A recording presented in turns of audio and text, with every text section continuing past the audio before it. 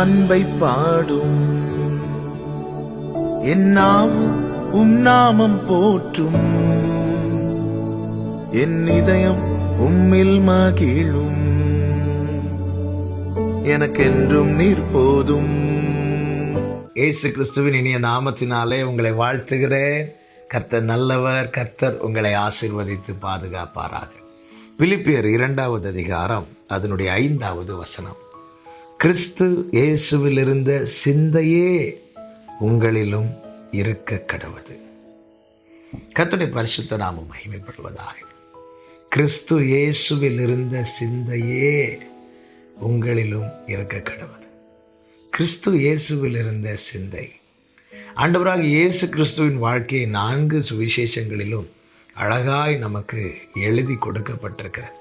அதில் ஒரு காரியத்தை பிரதானமாய் நம்மால் கண்டு கொள்ள முடியும். என்னவென்றால், அனுப்பின பிதா எதற்காக அவரை அனுப்பினாரோ, குமாரனை குறித்து பிதாவாகிய தேவன் என்ன சித்தம் வைத்திருக்கிறாரோ அதை மட்டுமே செய்வதற்காக வந்தார். கர்த்தத்துவம் அவர் தோளில் இருக்கிறது. எல்லா அதிகாரங்களும் அவருக்கு கீழ் இருக்கிறது. அவர் நினைத்தால் எப்படி வேண்டுமானால் வாழ்ந்திருக்கலாம்.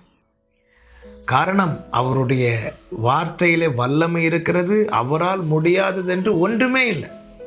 அப்படிப்பட்ட வல்லமையும் அதிகாரமும் கிருபையும் உடையவர் தம் இஷ்டப்படி ஒரு சிறு காரியம் கூட செய்யாமல் அனைத்தையுமே, அவர் செய்த எல்லாவற்றையும், ஏன் அவர் பேசின வார்த்தைகள் கூட பிதாவுக்கு பிரியமானவர்களை மட்டுமே பேசினார்.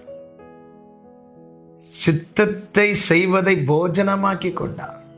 சுயமாய் ஒரு காரியமும் செய்யாமல் எல்லாவற்றையும் சித்தப்படி செய்து முடிப்பதையே அவர் நோக்கமாய் கொண்டிருந்தார். இதே போலதான் நம்மை தேவன் பிள்ளைகளாக்கி இருக்கிறார். ஒரு பிள்ளை எப்படி இருக்க வேண்டும் என்பதற்கான அடிச்சுவடை இயேசு கிறிஸ்து வைத்து போயிருக்கிறார்.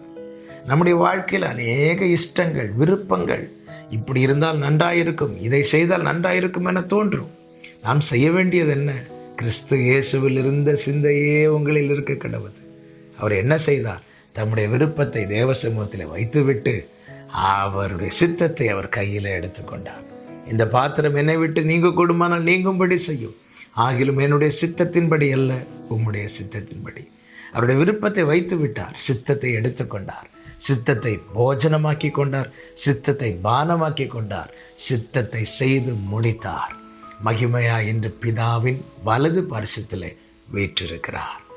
அவர் வீற்றிருக்கிறது மாத்திரமல்ல, சபைக்கு சொல்லுகிறார், நீங்கள் ஜெயிச்சிட்டீங்கன்னா நான் எப்படி என் பிதாவின் வலது பரிசுத்தில் உட்கார்ந்து இருக்கிறானோ அதே போல உங்களை உட்காரும்படி அனுக்கிரகம் செய்வேன் என்று நல்ல அடிச்சுவடை வைத்து போயிருக்கிறார்.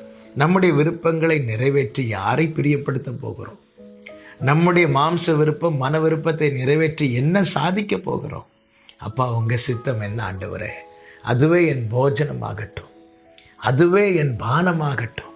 இப்படி தேவ சமூகத்தில் அர்ப்பணிப்போடு தேவனுடைய சித்தத்துக்கு நாம் ஒப்பு கொடுக்கும்போது கிறிஸ்து இயேசுவில் இருந்த சிந்தையை நம்மிலும் காணப்படும். நாமும் நம்முடைய வாழ்க்கையில் ஜெயம் பெற்றவர்களாய் அந்த நித்தியத்தை சுதந்திரிக்க அது ஏதுவாக இருக்கும். சித்தத்துக்கு அர்ப்பணிப்போ. கர்த்தருடைய சித்தம் பரலோகத்தில் செய்யப்படுவது போல இந்த பூமியிலையும் செய்யப்படுவதாக. தகப்பனே, உங்கள் சித்தம் மாத்திரம் எங்கள் வாழ்க்கையில் நிறைவேறட்டும்.